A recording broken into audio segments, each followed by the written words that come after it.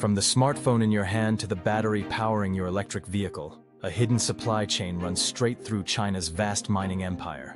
Rare earth minerals, 17 chemically similar elements, are used in everything from wind turbines and missile guidance systems to touchscreens and medical imaging. But this dominance comes at a devastating price, one that's measured not just in dollars, but in poisoned water, cancer-stricken communities, and a landscape transformed beyond recognition.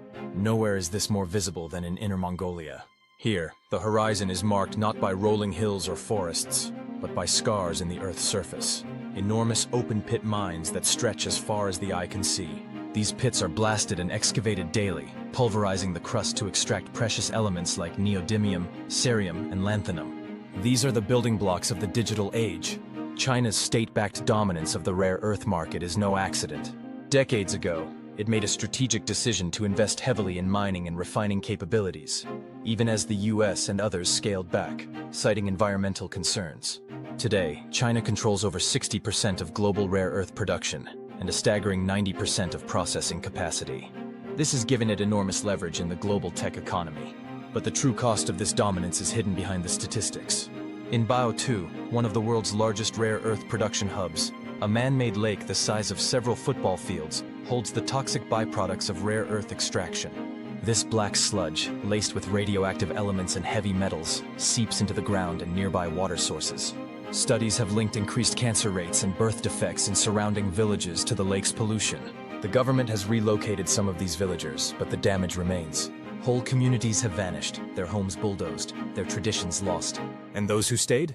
Many now live in fear, not just of disease, but of reprisal for speaking out. In the south, the damage takes a different form. Unlike the massive industrial operations in the north, rare earth mining here is often carried out by small-scale operators. Hillsides are pocked with makeshift chemical pools, where acids are used to separate the metals from the ore. These operations are poorly regulated, and their impact is devastating. Landslides have destroyed farms. Rivers have turned toxic. Farmers report losing their crops, their soil fertility, and in some cases their land altogether. One local farmer, speaking under the condition of anonymity, accused a nearby company of land grabs and environmental degradation. During the interview, black cars appeared. Men claiming to represent the mine confronted the journalist and blocked their car from leaving. It took hours to negotiate an exit. The mining company refused to comment. This is not an isolated incident. Journalists and researchers attempting to document the environmental toll of China's rare earth industry often face surveillance, intimidation, and denial of access.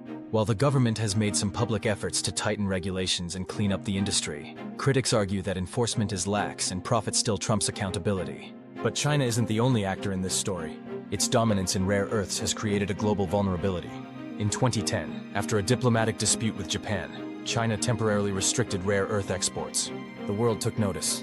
Since then, countries like the United States, Canada, and Australia have scrambled to secure their own supply chains. New mines are being explored, old ones are being reopened, and new technologies are being developed to recycle rare earths from used electronics. Yet none of these efforts can be scaled quickly. It takes years to build a functioning rare earth supply chain, especially the refining and separation processes, which are complex, costly, and environmentally hazardous. China's head start means it remains the go-to source, even for companies that want to diversify. This raises a difficult question. Can the world build a greener, high-tech future without repeating the environmental sins of the past? Rare earth mining is inherently dirty. Extracting a few grams of metal often requires moving tons of rock, using acids, solvents, and heat. Without strict oversight and waste management, the process creates toxic sludge, emits greenhouse gases, and destroys ecosystems. Whether in China, Africa, or the Americas, the potential for harm is immense. There are solutions. Some researchers are exploring ways to extract rare earths from coal waste or even seawater.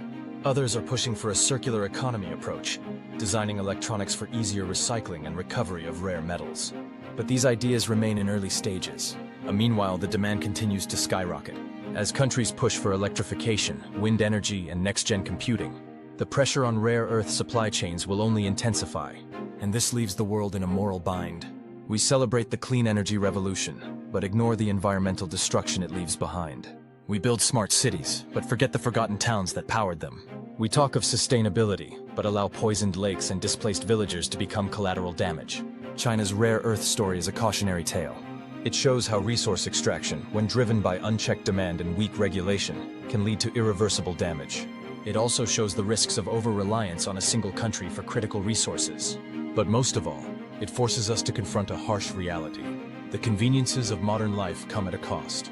And unless we change the way we source, use, and dispose of our technologies, that cost will continue to rise. In the grasslands once roamed by Mongolian herders, in the polluted lakes outside Baotou, and in the broken farms of southern China, the consequences are already being felt. This isn't just a story about minerals. It's a story about choices. Choices that every government, every company, and every consumer must make. Because in the race for progress, someone is always left behind. The question is, how long can we look away?